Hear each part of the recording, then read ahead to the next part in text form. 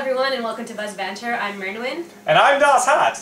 And today we're going to be talking about difficulty in games. And particularly exactly what role it serves in video gaming.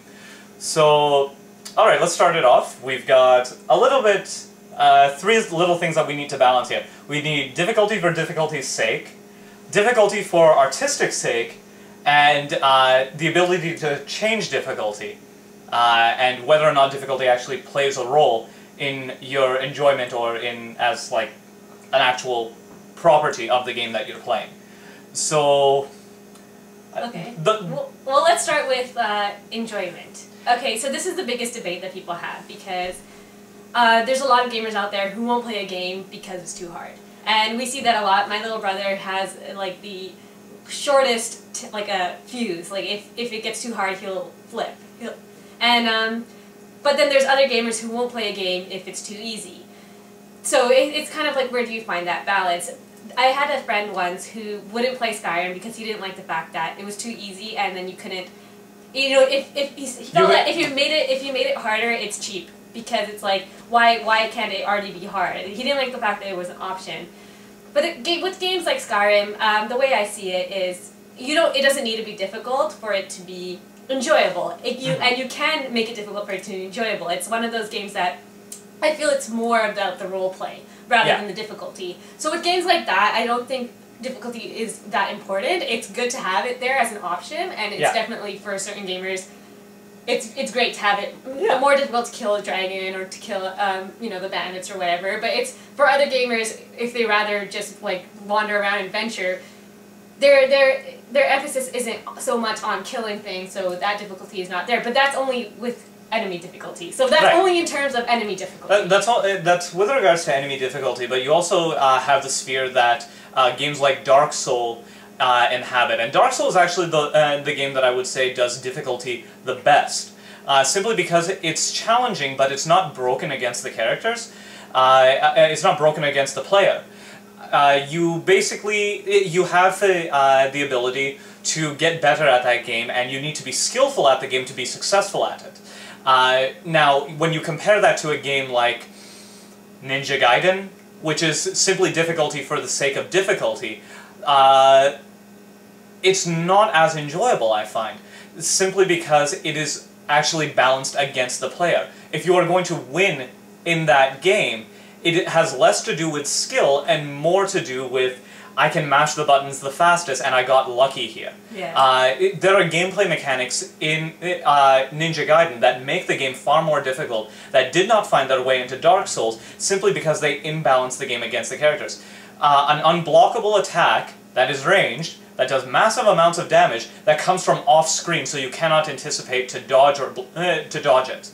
That is in Ninja Gaiden. You do not find that in Dark Souls. Because Dark Souls is, yes, while it's difficult, even your basic enemies will challenge you.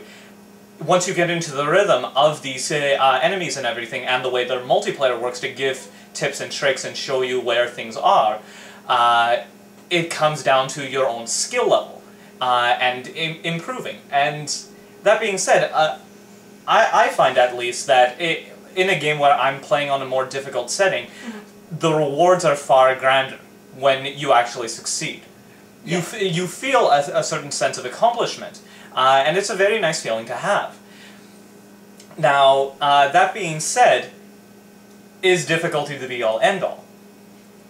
And that kind of brings back to my main point, what I was saying before. It depends on the game. It really depends on the game. There are some games who are really good because they start out really easy and then they get harder and harder as the levels progress. And I like games like that because it's sort of like an adjustment. Yeah. A lot of NES games play like this, and if you guys remember Tetris, I don't even need to, like the original kind of Tetris, not kind of the modified version, Tetris was a lot like that. It just got like more and more difficult as it got on, and that was the fun, because you sort of have to learn how to play it. Actually, sorry to cut in like that, Mega Man was infamous for this, because it started the game off and everything, you had very basic abilities, and then it became more difficult as you gained new abilities, because it forced you to use everything in your repertoire.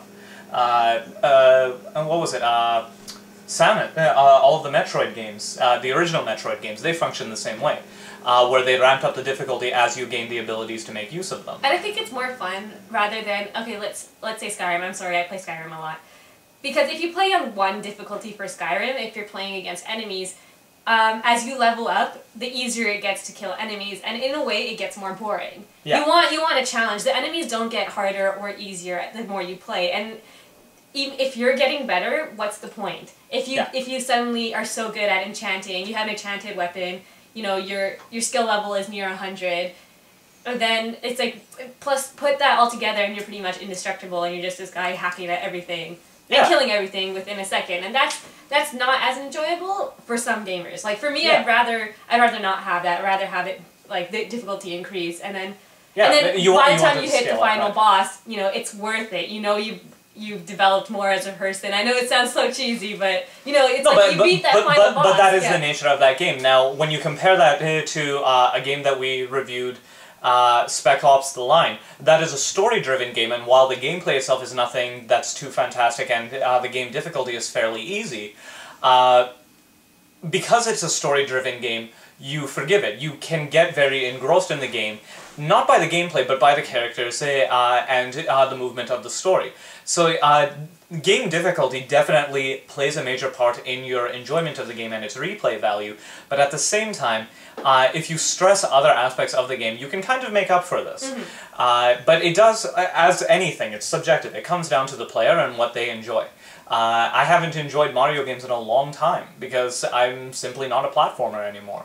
I still play Mario. I love it. I cannot stop. I'm totally getting that new Mario game that's coming out. I have little doubt that I have little doubt of that. But my cup of tea now is actually a little bit more of the nostalgia games now. Games like Transformers.